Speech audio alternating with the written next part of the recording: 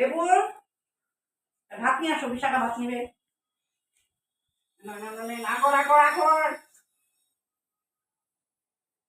ভাত খাবি না একটা?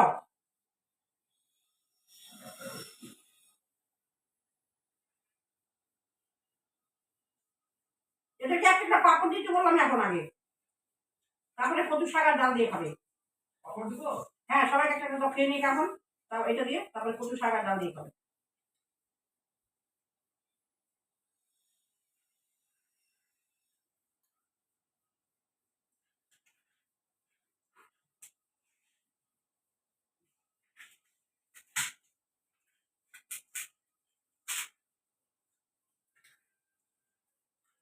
বিশাখাকে ভাত, একে ভাত, সবাই একে মাসিমাকে আমরা পরিষ্কার করে ভাতটা খেয়ে নাও, তারপরে আবার মুগ ডাল দিয়ে আর কচু শাক দিয়ে খাও।